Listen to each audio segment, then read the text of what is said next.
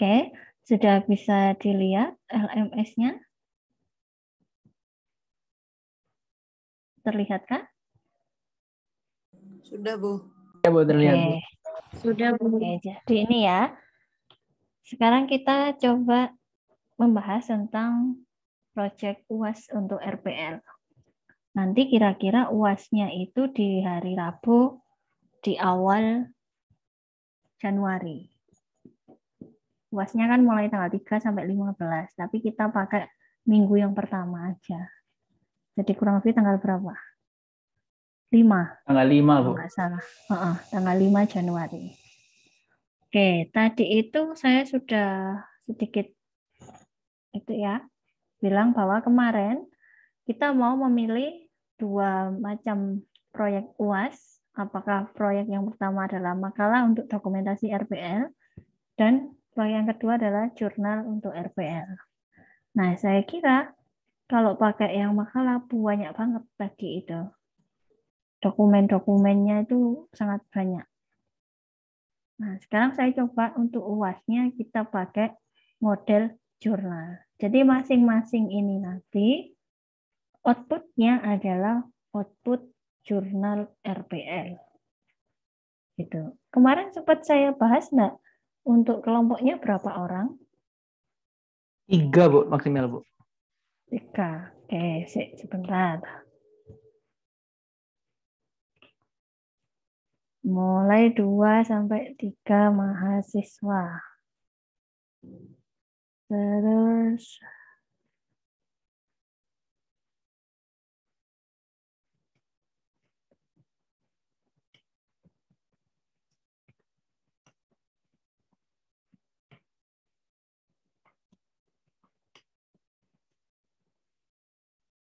oke, ini ada tambahan sedikit.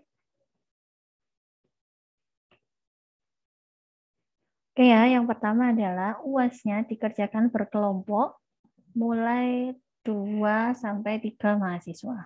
Silakan mau 2 boleh, mau 3 boleh. Dan nanti proyeknya adalah membuat jurnal. Kemudian template jurnalnya ini sudah ada di sini, di Word ini. Gitu ya. Template jurnal menyesuaikan di file template. Tadi di file template-nya belum saya tulis ada pembahasan tentang model proses perangkat lunak. Jadi nanti ya isinya itu membahas tentang SDLC pada software yang sebelumnya pernah dibuat atau dibangun kelompoknya. Jadi ambillah misalkan contoh softwarenya, itu, kemudian silakan dibahas proses-proses atau tahap-tahap SDLC-nya. Tapi jangan lupa nanti di dalam jurnalnya juga dituliskan gitu ya, bahwa dalam membangun software ini memakai model proses apa. Mau model proses kayak kemarin, misalkan waterfall, mau pakai Kanban, mau pakai DSDM, nah, umpamakan kayak gitu, nggak apa-apa. Jangan lupa kenapa gitu. Ya. Dan jurnalnya nanti mulai dari 5 sampai maksimal 10 halaman. Jurnal itu sedikit, nggak boleh banyak-banyak. Tapi isinya tetap tersampaikan. Gitu. Jadi kalau mau pakai 7 halaman silahkan, mau pakai 6 silahkan, 8 silahkan. Pokoknya minimal 5 dan maksimal 10. Tuh ya. Dan bagian-bagian jurnalnya, nanti sambil saya bukakan template-nya adalah yang pertama judul. Nanti silahkan buat judul yang menarik. Gitu. Judul yang sesuai dengan topiknya kira-kira. Makanya seringlah membaca contoh-contoh jurnal. Kemudian jangan lupa penulisnya. Kalau 2 orang, ya tulislah penulis pertama siapa, penulis kedua siapa, satu kelompok itu. Kalau 3, ya 3. Mau yang dijadikan penulis pertama siapa, kedua siapa, ketiga siapa. Nah, sebelum membahas isi jurnal yang lebih lanjut lagi, maka setelah itu silakan buat abstrak jurnalnya, berisi tentang rangkuman dari keseluruhan isi jurnal. Kemudian di bagian pendahuluan berisi tentang latar belakang, masalah, tujuan, dan solusi berupa membangun software. Jadi kira-kira gitu ya, umpamakan bahwa terdapat sebuah masalah di mana gitu, di organisasi mana, sehingga membutuhkan solusi berupa membangun sistem informasi atau software. Nah, tujuannya berarti untuk apa kayak gitu. Nah, umpamakan kayak gitu ya. Umpamakan kayak gitu. Kemudian model proses boleh ditulis.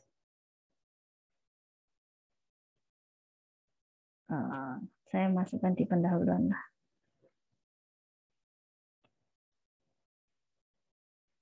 Jadi model proses boleh ditulis di sini atau di metodologi. Oke. Ya, jadi nanti menulis atau membahas model prosesnya boleh di bagian pendahuluan boleh juga di bagian metodologi. Oke, saya lanjut lagi. Setelah bagian pendahuluan, maka di situ ada bagian tinjauan pustaka. Jadi berisi tentang ringkasan ya, ringkasan bukan kebanyakan teori nanti tidak. Ringkasan teori yang berkaitan dengan judulnya jurnal masing-masing. Yang paling mudah itu adalah nanti ketika nulis abstrak, kemudian ada kata kunci atau keyword. Nah, itu bahas keyword itu yang dijadikan pembahasan di tinjauan pustaka. Itu yang paling mudah kayak gitu. Kemudian di bagian selanjutnya adalah metodologi. Nah, di sini titik poinnya. Yang harusnya bagian terbanyak dari jurnal adalah bagian metodologi. Ya, jangan sampai bagian yang terbanyak itu di tinjauan pustaka, jangan. Nanti yang paling banyak pembahasannya di metodologi. Prosentasenya, tulisannya itu yang banyak di metodologi. Nah, kok wis penutup, hasil harusnya. Oke, saya tambahkan lagi.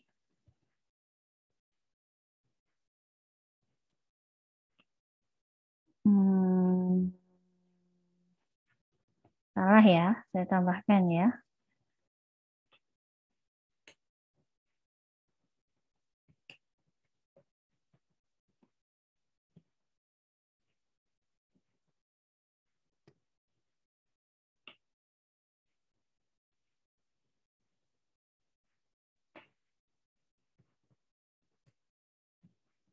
Metodologi bisa dituliskan tentang bagaimana cara membangun software,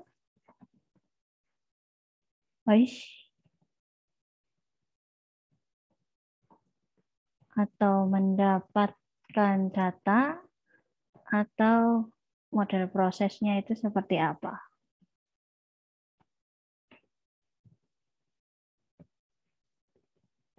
Oke, ini yang fix. Oke, itu ya. Jadi metodologi sedikit saja nanti, lupa saya sampai. Berisi tentang bagaimana cara membangun software. Boleh dituliskan bagaimana nanti rencana membangun softwarenya. Bagaimana cara mendapatkan data. Misalkan pengumpulan datanya boleh, mau pakai kuesioner misalkan. Umpama kan kayak gitu ya. Umpama itu tidak apa-apa. Kemudian boleh juga membahas tentang model proses yang dipakai itu apa. Silahkan. Gitu. Dan nanti yang paling banyak di hasil dan pembahasan, maksud saya tadi kayak gitu. Yang dibahas apa? Yang dibahas adalah tahap-tahap SDLC-nya. Jadi di hasil dan pembahasan tulislah A. Tahap analisis, B. Tahap desain atau perancangan, C. Tahap implementasi, D. Tahap pengujian. Kalau ada tahap yang lain silahkan. Gitu. Tambahkan di situ. Nah, di tahap-tahap ini bagaimana caranya gitu ya supaya tersampaikan isinya semua. Di tahap analisis itu kita itu menganalisis apa, kalau misalkan punya daftar SRS gitu mau ditaruh di situ silahkan. Nah, kalau di tahap desain misalkan mau menuliskan rancangan desainnya pakai use case misalkan itu tuliskan di situ use case utamanya saja. Atau mau pakai DFD gitu. DFD level 0-nya atau level 1-nya yang ditulis. Dan beri deskripsi sedikit. Nah, itu. Makanya yang di hasil pembahasan ini yang benar-benar saya cek nanti. Oke, ya. Kemudian yang terakhir adalah penutup, berisi tentang kesimpulan penelitian dan rencana penelitian lanjutan. Oke, secara keseluruhan kesimpulan dari penelitian, ini kan harusnya penelitian. Kesimpulan dari penelitian ini, kesimpulan dari penulis-menulis jurnal ini apa? Kalau misalkan ada kekurangan, tuliskan. Karena nanti bisa jadi rencana penelitian lanjutan atau future research. Nah, itu. Jadi kesimpulan dari ini apa? Sebutkan kalau ada kekurangan apa dan rencananya nanti di penelitian selanjutnya diharapkan dapat apa-apa. Nah, itu rencana penelitian lanjutan. Kalau di laporan itu yang paling mudah itu semacam memberikan kesimpulan dan saran. Kayak gitu. Kemudian pakai ucapan terima kasih silahkan. Enggak juga enggak apa-apa. Dan yang terakhir daftar pustaka. Daftar pustakanya di situ ada template dan formatnya juga. Sekarang saya coba buka ini ya. Template-nya ya. Ini saya ambil dari template jurnal Juwita.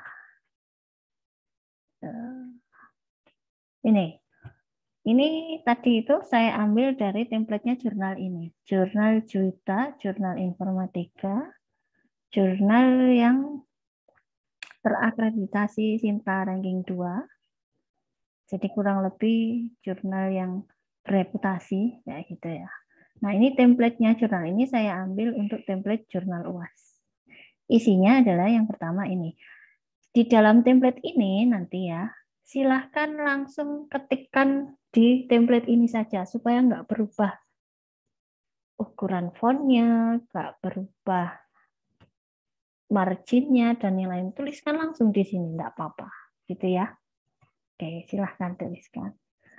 Ada keterangan-keterangan juga. Jadi misalkan ini bagian judul, berarti ukuran Times New Roman 24. Keterangannya ini penulisan judul menggunakan font ini dan yang lain-lain. Kemudian ada nama penulis menggunakan ukuran 12 pt, ditambah afiliasi, kemudian ada alamat emailnya. Nah ini penulis pertama silahkan nama kelompoknya masing-masing. Afiliasi penulis dikarenakan ini masih satu sama semua, maka tulis saja 1, 2, 3 program studi sistem informasi langsung Universitas Gadjah Yana boleh.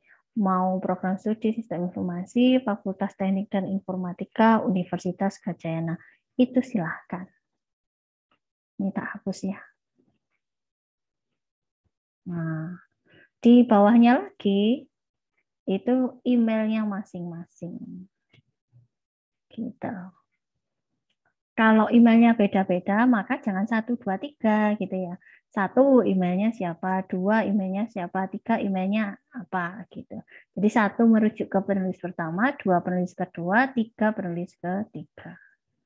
Tulisannya harus persis kayak gini ya. Kalau ini miring-miring, kalau ini bentuknya gini ya kayak gini. Makanya lebih baik pakai template ini yang langsung diisikan data-datanya. Abstrak. Nanti abstrak ditulis maksimum 250 kata, mengandung informasi ini semua. Jadi kurang lebih adalah rangkuman dari jurnalnya. Nah, itu. Kemudian harus pakai kata kunci. Antara 3 sampai 5 kata kunci atau frase. Gitu. Oke ya. Pendahuluan.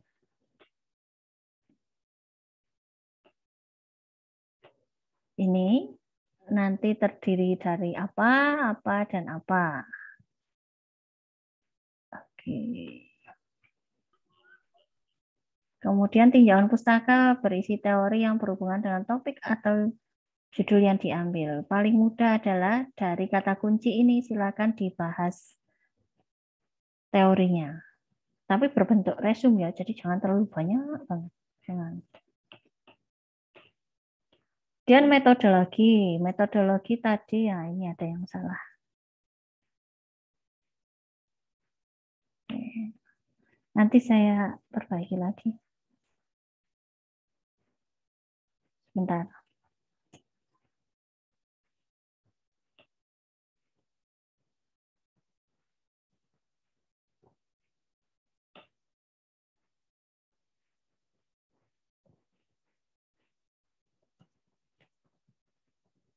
Nah, ini.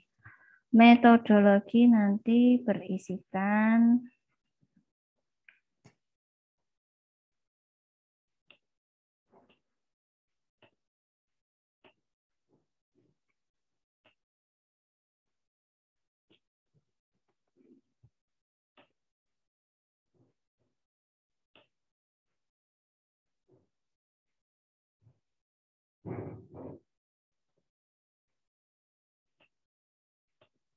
nah, ini. Bersih tentang bagaimana cara, nah ini kayak yang tadi itu.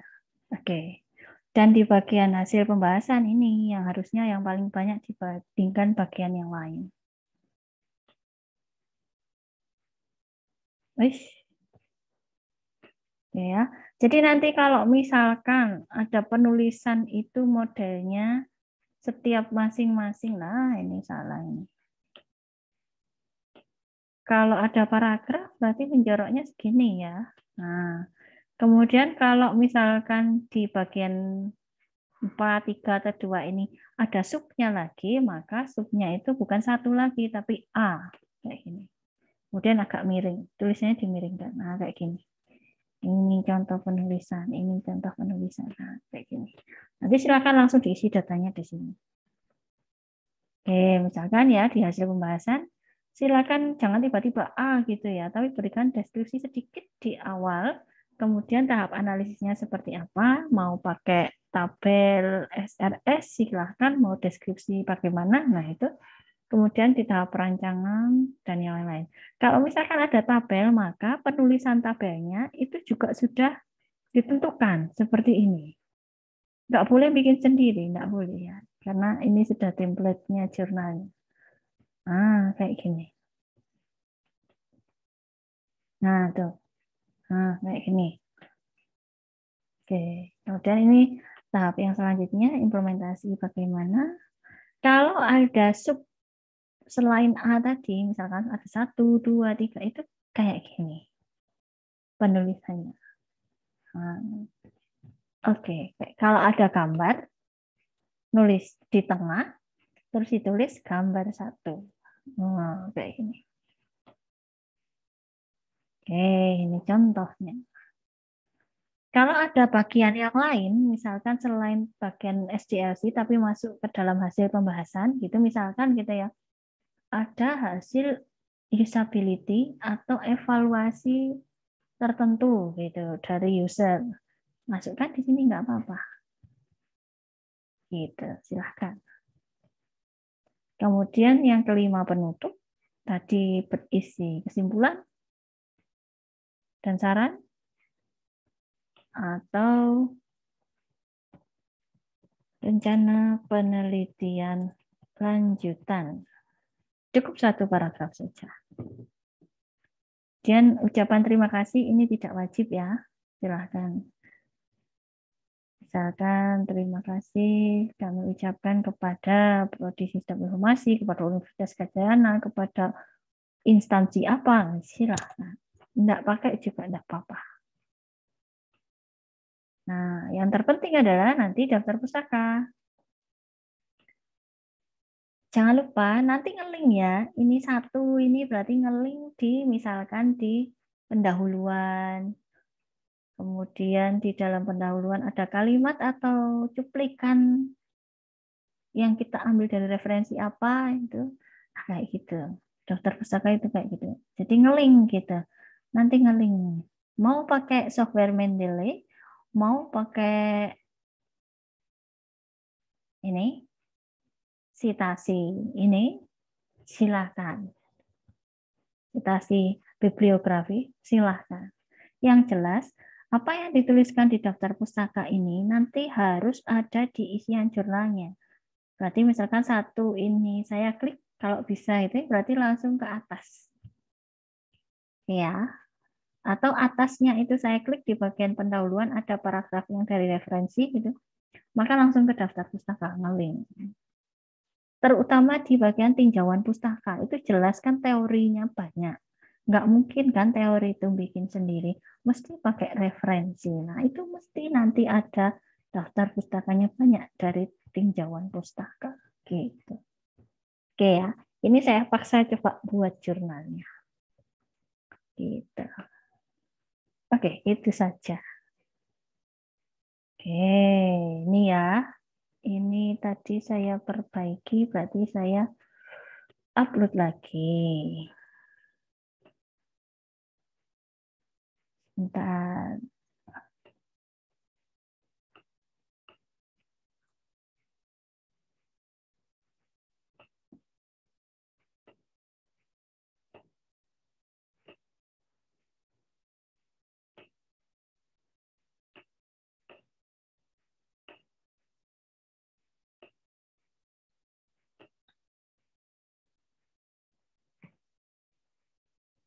Nah, tadi.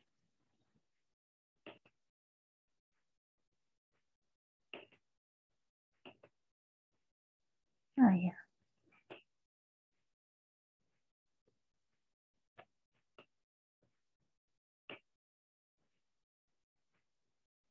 Nih, yang sudah saya perbarui lagi template-nya. Oke, sudah. Itu. Dari sini ada yang perlu ditanyakan dulu. Bu, mau tanya, Bu. Hmm. Untuk proyeknya ini bebas, Bu ya. Cuma saya mau pakai proyeknya TPS saya, enggak apa-apa, Bu. Oh, silahkan. Silahkan. Silahkan saja gitu ya. Bahkan misalkan Bu, saya itu nggak punya software, nggak pernah bangun software sama sekali misalkan gitu. Saya coba bangun software yang dari misalkan WordPress, Joomla kayak gitu-gitu Bu. Jadi nggak mulai dari codingan awal gitu. Boleh nggak Bu? Boleh, silahkan. Tuh ya. Yang jelas yang bisa mempermudah masing-masing kelompok. Kalau bikin sulit, cari software yang lain. Ya, sulitnya itu di mana? Sulit nanti menerjemahkan ke jurnalnya, maksud saya gitu. Jangan bikin yang terlalu sulit gitu. Yang jelas nanti bisa dituliskan dokumennya itu di jurnalnya itu seperti apa. Ya, karena saya tidak menilai softwarenya, tapi saya menilai dari terutama di hasil pembahasan itu di tahap-tahap SDLC yang dideskripsikan di jurnal. Gitu, kayak gitu. Oke? Berarti apa namanya? Tampilan softwarenya itu kita sertakan dalam pengumpulan atau enggak, Bu? Sertakan di bagian misalkan yang tadi itu kan ada uji coba gitu kan ya setelah tahap Iya. pengujian. Nah itu kan ada tambahan subbab lagi. Mau dituliskan di situ silahkan. Tampilan dari softwarenya itu silahkan. Nggak apa-apa. Atau mau sudah masuk di pengujian juga silahkan. Gitu. Tadi implementasi. Silahkan, nggak apa-apa. Dan nggak harus semuanya ya. Kalau di jurnal itu. Yang inti-intinya saja. Interface intinya saja. Berarti dilampirkan kayak insert kecil-kecil gitu, Bu ya? Nggak apa-apa, Bu? Kecil-kecil nggak apa-apa, yang penting jelas. Gitu. Oke, siap. Terima kasih. Oke, makanya tadi kalau makalah tentang apa? Makalah tentang dokumen RPL itu harus detail banget. Nah itu lama nanti pengerjaannya dan nggak bisa optimal. Jadi mending pakai jurnal ini. Oke ya. Jadi saran saya supaya jurnalnya nanti bisa maksimal, supaya bisa bagus, itu tergantung dari, nah itu ya, tergantung dari seberapa banyak pengetahuan jurnal yang pernah dibaca. Nah, jadi silakan mulai sekarang coba sih contoh-contoh jurnal, terutama jurnal tentang RPL itu contohnya gimana sih? Bagaimana cara mendeskripsikan pendahuluan, tinjauan pustaka, kemudian terutama di metodologi dan hasil pembahasan, itu yang bagus itu gimana cara mendeskripsikannya. Nah, gitu. Silakan nanti. Hubung masih lama ya, masih berapa minggu lagi? 3 minggu lebih. Nah, kayak gitu. Silahkan dicari dulu contoh-contoh jurnal sebagai referensinya. Dan template-nya pakai template yang ini tadi.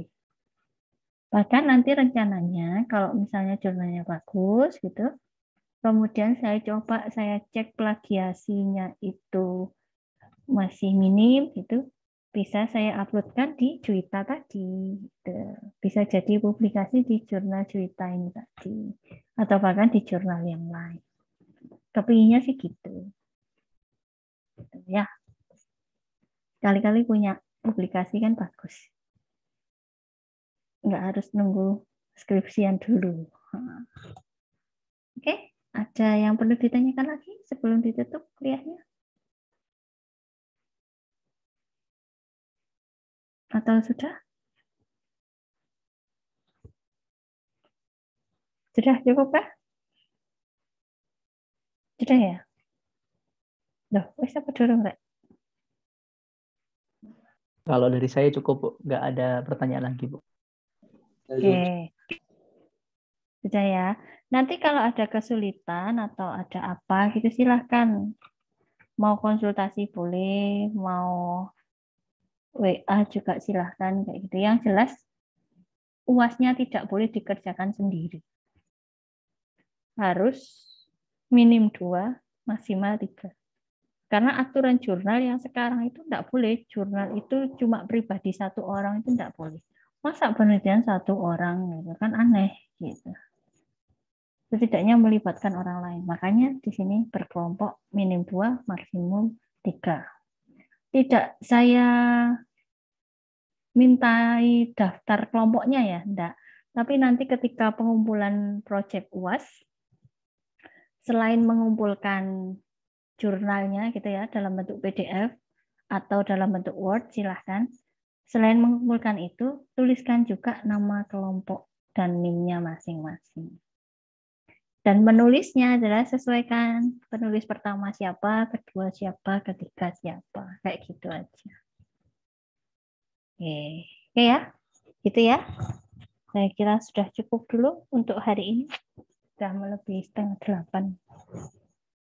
Oke, dari saya untuk mata kuliah RPL ini, saya cukupkan sampai di sini. Jadi dari 1 semester, kita materinya sudah selesai semua. Kita project UAS-nya juga sudah saya sampaikan tadi. Maka saya mohon maaf yang sebesar-besarnya apabila ada kesalahan atau pergantian jadwal kayak gini. Harapannya nanti semoga kuliahnya itu dapat bermanfaat dan nilainya juga maksimal, bisa optimal, bisa A gitu ya kalau bisa ya. Oke, terima kasih. Saya tutup sampai di sini. Selamat malam. Wassalamualaikum warahmatullahi wabarakatuh. Waalaikumsalam warahmatullahi wabarakatuh.